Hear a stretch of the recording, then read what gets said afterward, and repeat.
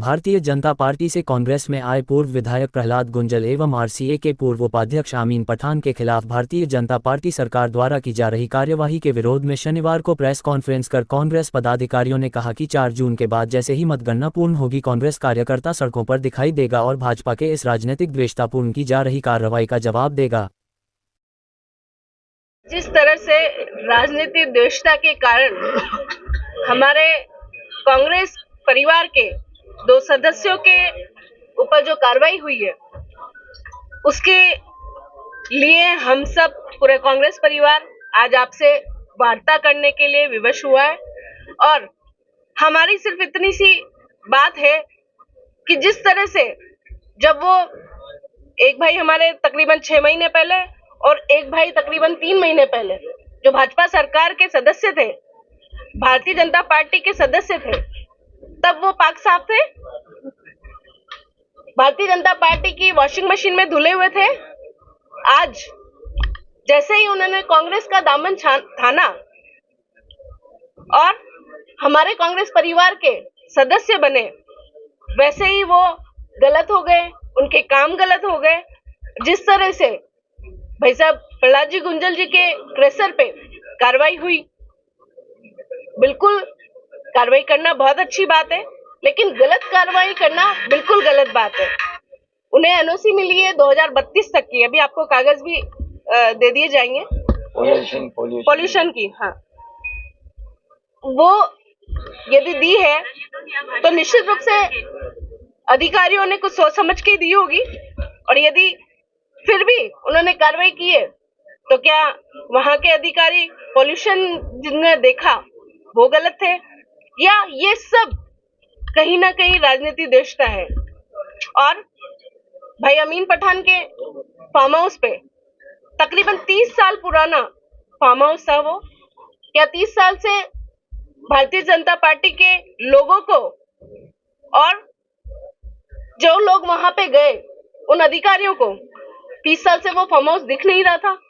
क्या 3 महीने में ये सब क्रेशर और फार्म हाउस बने हैं? शायद मैं जहां तक समझती हूँ 3 महीने में ये सिर्फ फार्म हाउस नहीं बने, ये सिर्फ क्रेशर नहीं बना। बस फर्क इतना सा हुआ है कि 2 परिवार हमारे कांग्रेस पार्टी में जो सदस्यता ली है, कांग्रेस का दामन जो थामा है, बस ये द्वेषता उसकी है। और ये आने वाली 4 तारीख को विपक्ष की घबराहट है, बौखलाहट है। इस वजह से दबाया जा रहा है कांग्रेस के हर एक कार्यकर्ता को, धमकाया जा रहा है। और आपने देखा होगा चुनाव के दौरान भी पुलिस की तरफ से, प्रशासन की तरफ से, और जो लोग अलग अलग व्यापार करते हैं, कुछ ठेकेदारी करते हैं, कोई कुछ और करते हैं, तो उन्हें आर्थिक रूप से दबाने की, धमकाने की कोशिश की जा रही है। कौन कर रहा है ये आरोप? सीधा सीधा हम विपक्ष पे लगाते हैं। विपक्ष तो आप हो ना, जो हम यहाँ बैठे हैं, यहाँ से हमारे सामने वाले विपक्ष की बात कर रही हूँ मैं। विपक्ष में कोई भारतीय जनता पार्टी के सभी लोग और ऐसे उच्च स्तर पे बैठे हुए लोग नहीं, लेकिन मैडम कार्रवाई तो कांग्रेस के शासन में भी हुई है। जो जिन कैंडिडेट की बात कर रहे हैं आप गुंजल साहब की, उनपे तो कांग्रेस के शासन में भी उन कार्रवाइयों के विषय पर नहीं, कांग्रेस के शासन में जब हुई है तो उन्होंने जब अपने पक्ष रखा है तो निश्चित रूप से उनकी बात रखी गई है, मानी गई है। लेकिन अभी राजनीतिक द्वेषता के कारण, क्योंकि आप देखिए तुरंत जब उन्होंने ज्वाइन की उसके बाद से किस तरह के चुनाव में भी, और कई बार भाई साहब प्रहलाद जी गुंजल 2 बार प्रेस कॉन्फ्रेंस कर चुके हैं, उन्होंने अपने पक्ष भी रखा है, बताया भी है।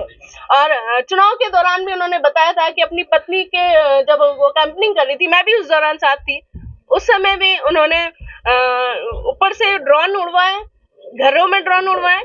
तो ये सब क्या है? ये डर ही है, ये बौखलाहट ही है।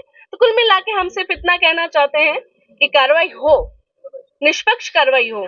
लेकिन यदि इस तरह से किसी भी कांग्रेस कार्यकर्ता को डराया जाएगा, धमकाया जाएगा, तो हम सब हमारे शीर्ष नेतृत्व से बात करके, और निश्चित रूप से 4 तारीख के बाद, क्योंकि अभी आचार संहिता है, 4 तारीख के बाद हम रोडों पे आएंगे, आंदोलन करेंगे, प्रदर्शन करेंगे, धरना देंगे, और अपने हर एक जो पीड़ित व्यक्ति होगा उसके साथ खड़े रहेंगे। पूरा कांग्रेस परिवार उसके साथ खड़ा रहेगा।